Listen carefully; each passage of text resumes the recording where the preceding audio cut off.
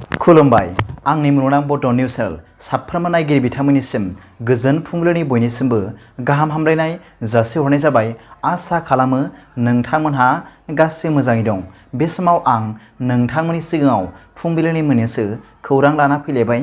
अन्नानै भिडिअखौ स्किप खालामाजासे जोबजासिम नायलांदो। दिनैनि फुंबिलिनि मोननैसो खौरांफोरा जाबाय। गिबि रादाबाव दं। मैया गुवाहाटीनि राजगाराव सानै सेंग्राया सासे आइजो उखिलनिफ्राय सनानि माला सेनानै लांदों। खौरां मोननाय बादिब्ला ममिता बरा मुंनि सासे आइजो उखिला मर्निं वाक खालामनाय समाव सानै सिनायमोनै सेंग्राफ्रा पिस्तल दिन्थिना सिगिनानै गोदोनायाव गाननाय सनानि मालाखौ सेनानै लाना थांदों होनना मिथिनो मोननाय जादों।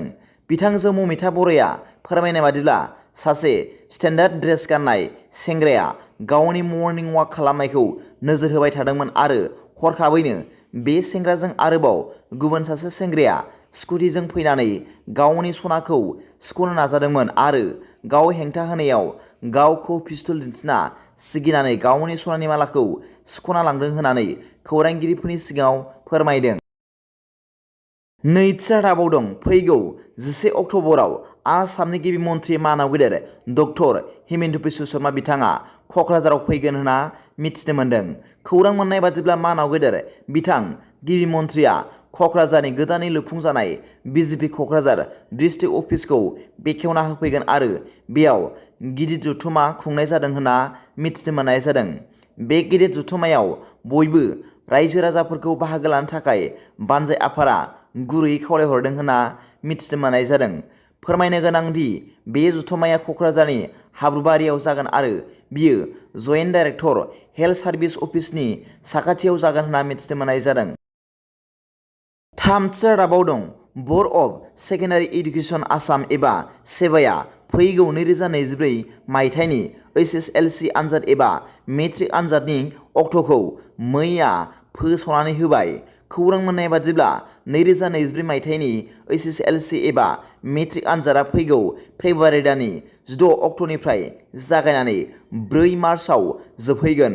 मख'जाथाव बाथ्रा दि बे HSLC आनजादनि प्रेक्टिकेल आनजादखौ फैगौ फेब्रुवारि दाननि 2 आरो 3 अक्ट'आव लानाय जागोन होनना सेबाया फोसावदों होनना मिथिनो मोन्दों। ब्रैथि रादाबाव दं। सनानि बेसेना 300 रां बारायबावबाय। खौरां मोननाय बादिब्ला भारत हादर नाङैनो सनानि बेसेन बांनायजों लोगोसे आसामनि गुवाहाटी नोगोरावबो सनानि बेसेना बांबाय।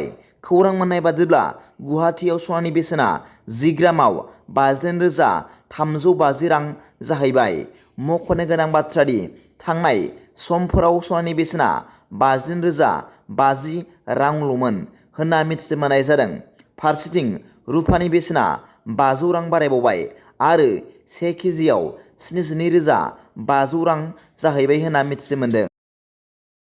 बाथि रादाबाव दं।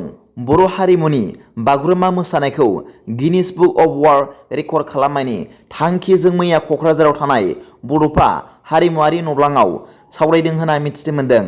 बे सावरायमेलाव बि.टि.आर.नि गाहाय मावफुं सोद्रोमा मानाव गेदेर प्रमद बर'जों लोगोसे बि.टि.आर.नि बुंथिगिरि मानाव गेदेर खाथिराम बर' आरो मानाव गेदेर एम.एल.ए. लरेन्स इस्लारि बिथांमोनहा नुजाथिहैदों होनना मिथिनो मोननाय जादों।